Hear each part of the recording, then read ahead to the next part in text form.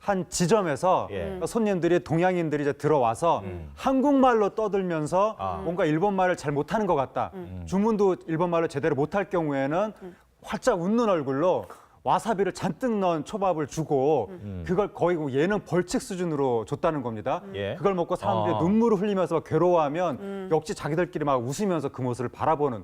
그러니까 겉에서 보기에는 굉장히 친절하게 웃는 모습 같지만 속으로는 조롱하는 모습을 보였다고 해서 아니 정말 이거는 가증스러운 모습 아니냐 이런 이야기가 나오는 거고 그러니까 당한 한국인 관광객들이 상대방의 의도를 확실히 느꼈다는 거 아닙니까? 총이라는 단어를 들었다고 하는 건데요. 총이 뭐냐면 초센진, 조센진, 초센진에서 초를 줄여가지고 총이라고 옛날에 일제 강점 시절부터 우리나라를 비하했던 옛날에 일본인의 구세대들이 박하충 카메라 해가지고 그 바보 같은 조선인이라도 쓸 수 있는 쉬운 카메라다 이런 식으로 일회용 카메라를 부르기도 했었는데 그 비하된 단어를 아직도 지금 이 지점에서 썼다고 하는 겁니다. 그 총이라는 말이 얼마나 기분 나쁜 말이냐면 이 사전적 의미로는 온전히 사람 구실을 못하는 자라는 의미래요. 그러니까 한마디로 바보 천치라는 얘기입니다. 거의 그런 정도, 제가 좀 순화시켜서 말씀드렸는데 거의 뭔가 말씀하신 대로 바보 멍텅구리 이런 정도 느낌으로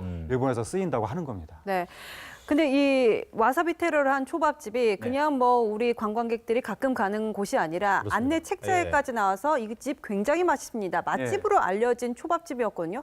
그런 곳에서 우리 국민을 상대로 그런 식으로 테러를 했다. 그런 부분에서 더 화가 나는 것 같습니다. 여기가 이른바 오사카 스시 맛집으로 유명해서 우리나라 블로그 이런 데 후기도 많이 올라오고 거기 가이드분들이 추천도 해주고 그런 집이라고 하는데 얼마나 한국인을 우습게 봤으면 그렇게 거기 온 관광객들한테 대놓고 이런 와사비 장난질을 쳤는지 지금 우리나라 분들이 굉장히 분노하고 있는데 사실 여기에 대해서 딱히 우리가 대처할 방안은 없어서 지금 또 화만 속으로 사귀고 있는 상황입니다.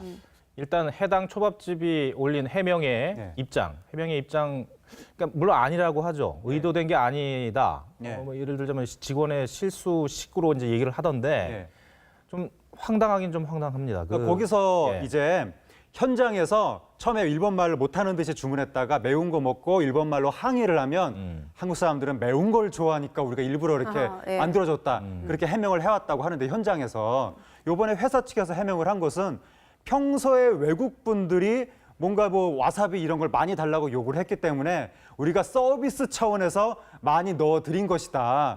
이렇게 해명을 해가지고 이게 말이냐 막걸리냐 도대체 사람이 먹을 수 없는 음식을 내놓고 이걸 서비스라고 하는 것 자체가 이건 해명도 아니고 사죄도 아니다. 여전히 한국인을 조롱하고 있는 것이다. 여론이 더 악화되고 있습니다. 사실 지금 뭐 일본 내 분위기를 보면은 혐한의 분위기가 계속해서 이어지고 있는 상황이잖아요. 이런 와사비 테러도 혐한과 관련이 있다고 볼 수가 있겠습니까? 아무래도 좀 그렇게 생각이 되는데 그 작년 말에 외교부가 조사를 했더니 일본 국민 중에 한국에 대해서 혐오 감정을 가지고 있다라고 하는 사람이 60% 가까이 나와서 사람들 깜짝 놀라게 했는데 그러니까 원래 일본의 혐한 감정이 주로 이제 9세대들을 구구 세력을 중심으로 형성이 됐다가 최근 들어서 재특회라는 걸 중심으로 일반 젊은 네티즌 사이에 이른바 넷 우익이라고 해서 그게 파급이 되더니 이 사람들이 거리에서 혐한 시위를 하는데 정부가 그걸 그대로 놔두니까 그냥 평범한 보통 사람들한테까지 혐한 감정이 이제 확산되고 있는 이런 상황이 되고 있기 때문에 일본 젊은이들이 자기네들의 어떤 불황으로 인한 경제적인 불만 이것을 한국 때리기로 해소하고 있는 것이 아니냐. 그러니까 그러한 연장선 상에서 이번에 이런 식의 한국 조롱까지도 나타나고 있는 것 같아서 굉장히 우려가 되고 있는 상황입니다. 한국과 일본은 역사적인 감정이 있어서 이런 문제가 불거지면 더 민감하게 반응할 수밖에 없는데 한편으로는 이런 생각도 듭니다. 우리나라에도 중국인 관광객들 많이 오지 않습니까?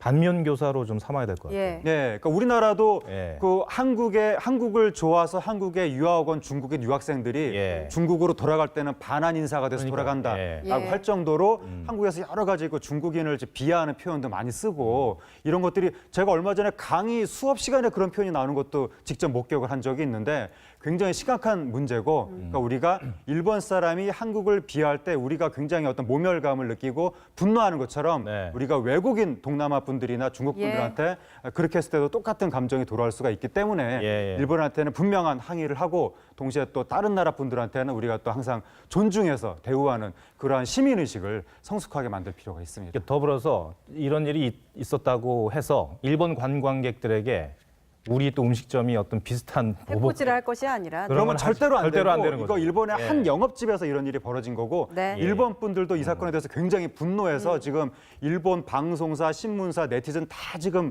이 사건을 비난하고 있기 때문에 네네. 이게 일본 자체에 대한 우리의 증오 감정으로 또 그렇죠. 발전되면 안 되겠습니다. 예. 알겠습니다. 하재근 평론가님 오늘 해설 잘 들었습니다. 고맙습니다. 고맙습니다. 감사합니다.